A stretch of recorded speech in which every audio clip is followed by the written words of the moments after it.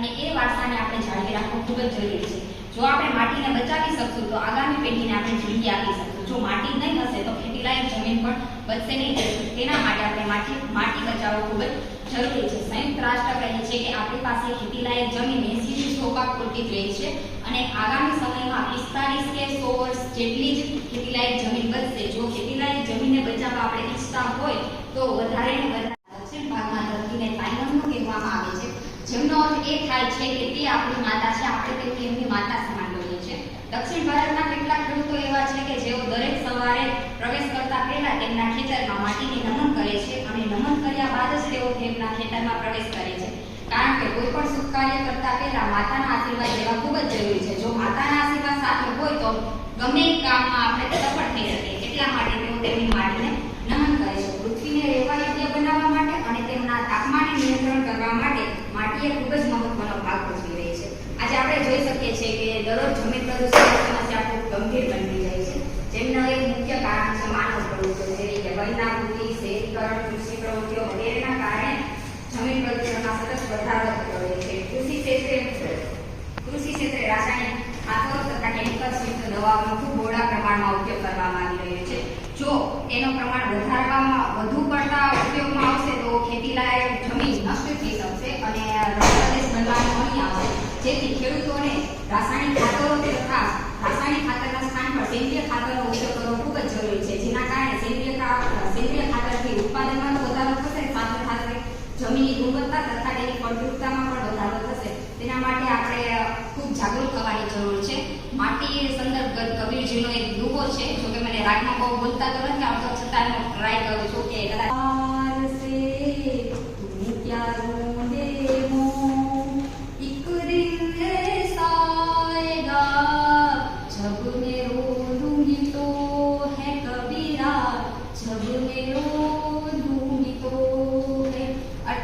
मिट्टी कुम्हार से यह कहती है कि मिट्टी कुम्हार से यह कहती है कि एक कुम्हार आज तो मुझे अपने पैरों तले रोंद रहा है, एक कुम्हार आज तो मुझे अपने पैरों तले रोंद रहा है, पर एक दिन जब ऐसा आएगा कि तुम मेरे नीचे पड़ा दबा होगा. यानी कि मृत्यु के बाद हम सभी को मिट्टी में ही मिल जाना है. मिट्टी के हम संतान हैं और हमको मिट्टी में ही मिलना है. इसलिए हमें किसी भी जात का घमंड या गुरु होना नहीं चाहिए. हम जैसे भी अच्छे हैं और हमें इसमें कोई चेंज करना नहीं चाहिए. इसलिए माटी का हमको महत्व तो पता होना ही चाहिए. इसमें से कितने लोग ऐसे भी है कि जिसको मिट्टी का मूल्य नहीं पता नहीं है, मिट्टी क्या है. हमको मिट्टी बस सामान्य बाबत लगती है. इसलिए हम सबको मिट्टी बचाओ तथा मिट्टी की जानकारी विषय को जागरूक होना चाहिए. मिट्टी माटी આજે માટીના ધોવાણના કારણે જમીનનો 40% ભાગ તો નષ્ટ થઈ ચૂક્યો છે અને જો જમીનને બચાવવામાં આવશે નહીં તો ખૂબ જ ગંભીર પરિસ્થિતિઓ ઉત્પન્ન થશે. શ્રી સદગુરુ સાહેબ કહે છે કે 87% જીવો, સૂક્ષ્મજીવો, અળસિયાઓ, વૃક્ષો, પશુ પક્ષી વગેરે પૃથ્વી પર જીવી રહ્યા છે અને આ જીવો પર આગામી સમયમાં વિકટ પરિસ્થિતિઓ સર્જાવાની છે. જો સમય રહેતા તેનું નિરાકરણ કરવામાં નહીં આવશે તો તેના પર ગંભીર અસરો થવાની છે. તેથી આપણે જમીન બચાવો વિશે ખૂબ જ જાગૃત રહેવું જોઈએ. જય હિન્દ. નમસ્કાર. આજે વક્તૃત્વ સ્પર્ધા અંતર્ગત હું ખોરાકનો આદર કરવો જોઈએ એ વિષય પર મારી બુદ્ધિએ જે કાંઈ પણ વિચાર્યું છે તમારી સમક્ષ રજૂ કરીશ. ઓમ સહનાવસ્તુ સહનો ભુનક્તુ સહવીર્યં કરવાવહે તેજસ્વીનાવધિતમસ્તુ મા વિદ્વિષાવહે. ઓમ શાંતિ શાંતિ.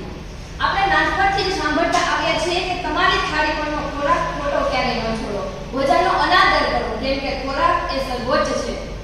આપણે બધા જાણીએ છીએ કે આપણા જીવન માટે ખોરાક કેટલો મહત્વપૂર્ણ છે.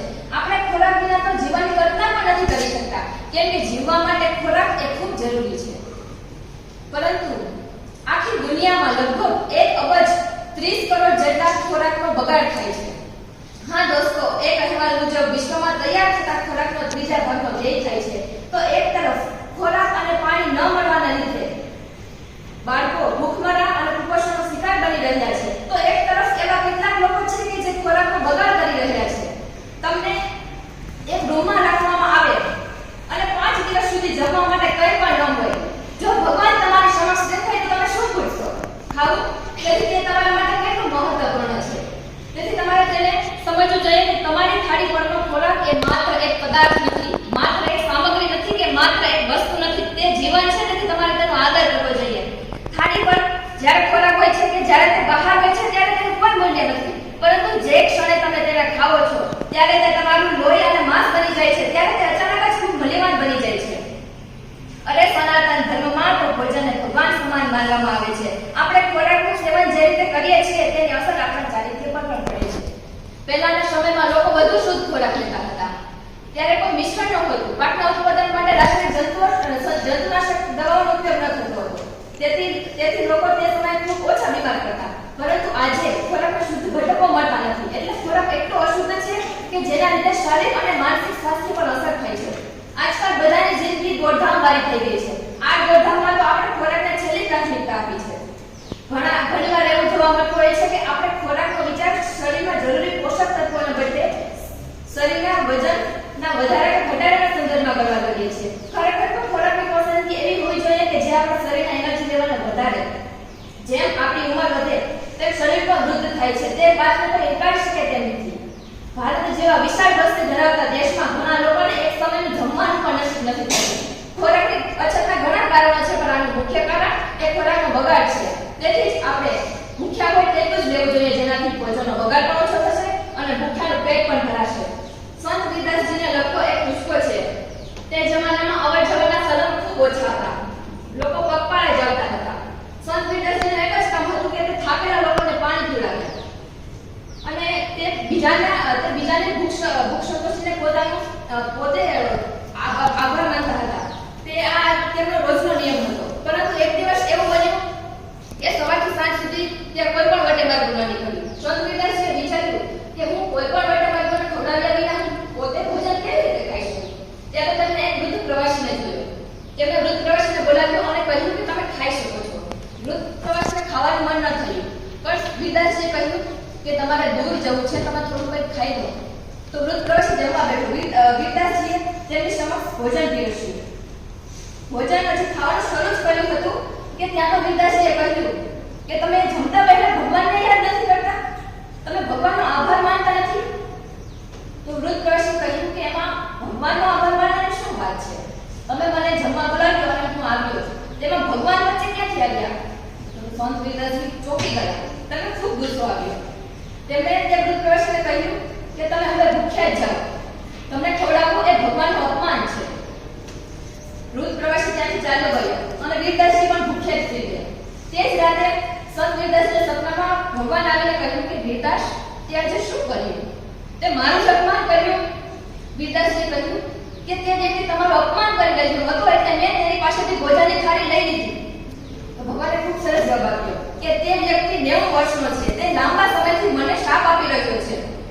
તે મને માનતો નથી, તેમ છતાં પણ હું દરરોજ તેના ભોજનની વ્યવસ્થા કરી આપું છું. તો તમને તેની પાસેથી અન્ન છીનવાનો અધિકાર કોણે આપ્યો? વિદાસજી સમજી ગયા કે ભગવાન શું કહેવા માંગે છે.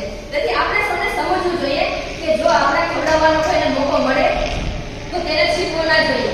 દરેક વ્યક્તિના સારા ખરાબ કાર્યોનો નિર્ણય ભગવાન પર છોડો. આ કાર્યનો નિર્ણય આપણે ન કરવો જોઈએ. જેમ માતાના ગર્ભમાંથી બાળકનો જન્મ થાય છે, તેમજ ધરતી માતાના ગર્ભમાંથી અન્નનો જન્મ થાય છે. તેથી આપણે માતાનું સન્માન કરતા એક પણ દાણાનો બગાડ ન કરવો જોઈએ. અંતમાં તો હું એટલું જ કહેવા માંગુ છું કે જો કોઈ પણ દેશનો નાગરિક એક પણ ભૂખ્યો સૂતો હોય તો તે દેશ ક્યારેય પ્રગતિ કરી શકે નહીં. પાણી જીવન છે, પણ ખોરાકમાં જીવન છે. આપ સૌનો ખૂબ ખૂબ આભાર. અસ્તુ.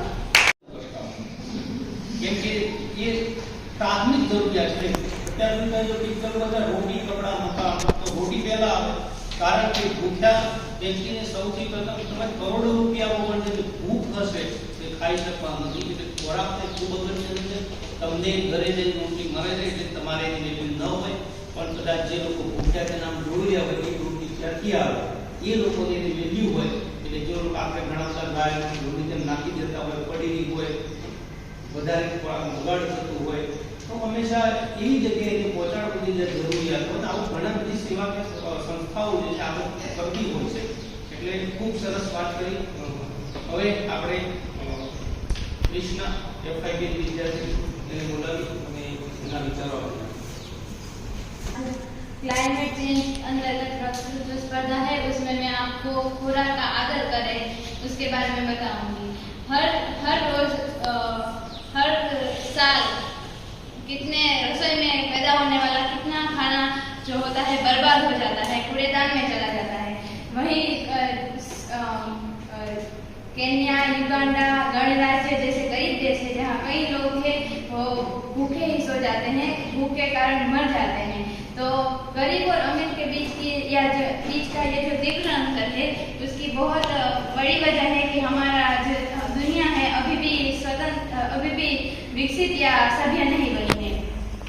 वैश्विक समस्याओं में से फूड वेस्टेज यानी कि खाद्य अपशिष्ट जो है वो समस्या भी बड़ा प्रश्न बन चुकी है। हर साल तकरीबन 9 मिलियन से भी ज़्यादा लोग खुराक के कारण, खाना न मिलने के कारण मर जाते हैं। और इससे हम ये भी कह सकते हैं कि बहुत ज़्यादा खाने का व्यय होने के कारण भूमि प्रदूषण और मृदा प्रदूषण की मात्रा भी बढ़ जाती है।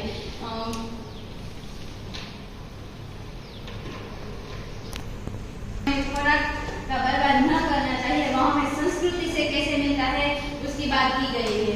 देखिए, तमिल भाषा के जो कवि हैं तिरुवल्लुवर, उनकी शादी हुई तो उनके एक दिन बाद उसने अपनी पत्नी वासुकी को कहा कि वासुकी, अब तुम जब मुझे खाना दोगी तो उसके साथ थाली के बगल में ही एक पानी भरा कटोरा और सुई रखोगी।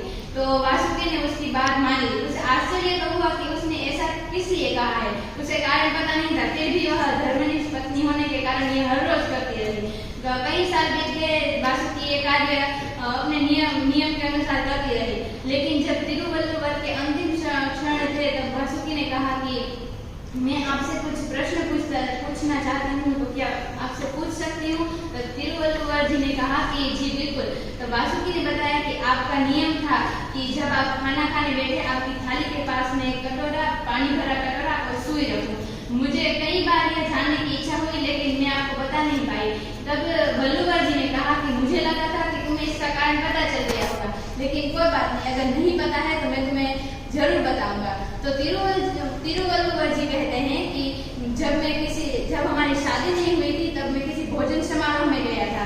तब वहाँ पे किसी ने भोजन परोसते हुए बहुत सारा खाना नीचे गिरा दिया गया था। तो मुझे अच्छा नहीं लगा था। तब से मैंने नियम बना दिया कि अगर गलती उसकी है तो मैं जरूर कोई नया उपाय बना लूंगा। अब हमारी शादी हुई तब तुम बहुत छोटी थी तो भूल तो तुमसे होनी ही थी। तब तिरुवल्लुवर जी ने कहा कि तुमसे भूल हो उसे तुम पर उंगली नहीं डालना चाहता था, इसलिए जब तुमसे खाना परोसते हुए खाना गिर जाए तो वो खाना मैं सुई से उठाकर पानी से उसे धोकर खा सकूं, इसलिए मैं कहता था कि पानी भरी कटोरी और सुई रखना। लेकिन तुम इतनी कौशल थी कि कभी तुमने मुझे सुई का और पानी भरी कटोरी का उपयोग करने ही नहीं दिया। इसलिए तिरुवल्लुवर जी बताते हैं कि हमें खाना व्यय नहीं करना चाहिए। वो बात तो है, लेकिन अगर कोई व्यय करता है तो उस पर उंगली न चीनकर हमें अपनी नया उपाय, उसके लिए क्या नया उपाय किया जा सकता है वह देखना चाहिए। और इससे यह भी साबित होता है कि हमारी संस्कृति हमें बताती है कि हमें खुराक का व्यय नहीं करना चाहिए। जहाँ लाखों लोग हमारे देश में, भारत देश में लाखों लोग गरीबी के नीचे रह रहे हैं, जिन्हें 2 वक्त की रोटी नहीं मिलती, तो वहाँ हम ऐसे खाना बर्बाद करें, वह निराशाजनक है। तो हमारी भारतीय संस्कृति में, हिंदू धर्म में बताया गया है कि खाना बर्बाद करना पाप है।